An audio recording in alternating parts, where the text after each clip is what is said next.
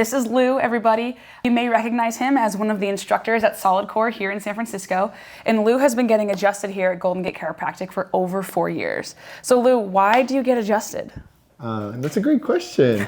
That's a great question. I get adjusted because it allows me to perform better, work better. I use my body a lot physically throughout class, whether it's like demoing on the floor or showing clients moves after and before class. So this allows me to perform better, move better, and overall be the best version of myself, which is what we encourage people to be at Solidcore. Amazing. And what makes Gate Chiropractic different from other offices? Personalized care, I think that's very important. I feel like you go to the doctor's office nowadays and things feel very transactional, and that's not the case here. It feels like I'm a part of a family that happens to be where I also allow myself to take care of my health. From the moment you walk into the doors, you get greeted, it feels like home, and then you get an adjustment, which is an amazing bonus to the overall environment that they create here. Yay! I'll give you a hug. Yay! Okay, let's adjust you. Okay. So Louis is a Pilates instructor, so he needs his body to be not only functional every single day, but he also needs to be mobile and strong so that he can demonstrate the movements in class, but also be able to show up and perform every single day. So first thing I'm noticing on Louis is a little bit of a rotation in his pelvis. Actually, if you come over this way, we can see that Louis's feet are two different lengths. His legs are a little bit longer on his right side compared to his left. So his left leg is pulling a little bit shorter because we have this shifting happening in his pelvis here.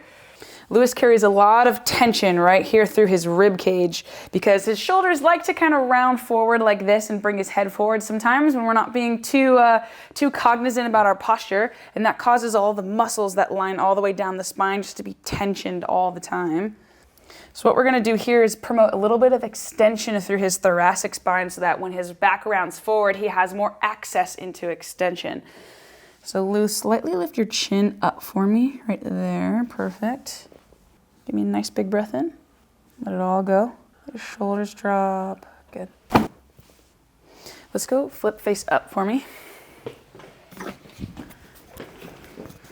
Your low back might be hurting because you have such tight hips. Your hips should be able to move somewhat independently from your low back. But if your hips are really tight, your spine might have to do a little bit more movement and more work in order to access that range of motion. So learn how to mobilize your hips so that your low back isn't doing all the work for you. Nice big breath in. Let it go. Good. I'm just going to do a little bit of mobilizing through the hip joint. Go ahead and I'm going to pull your leg out this way. You're going to push in like that, okay? So ready, hold, push in, hold that. 5, 4, 3, 2, 1. Relax. Relax everything. Good. One more time. Ready, hold.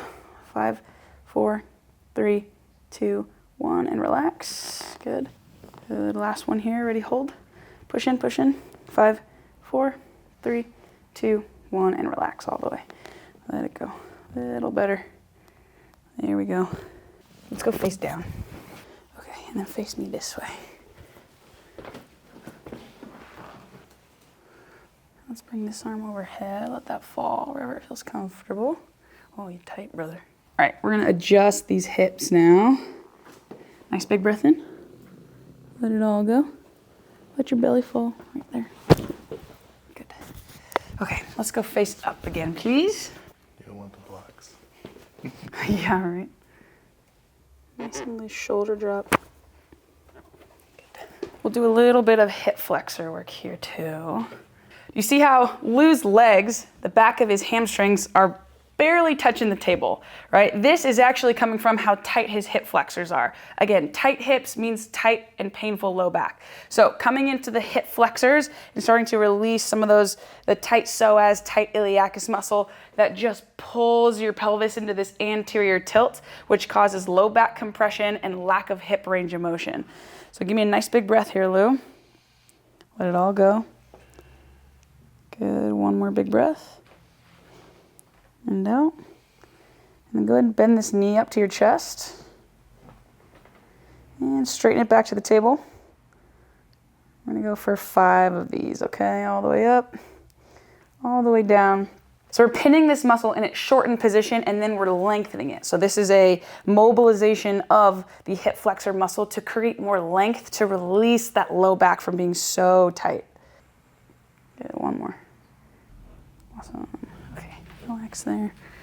And do a quick talus adjustment. Okay, my friend, you ready to coach? Thank you. You're welcome. Yay. This is the most awkward hug ever.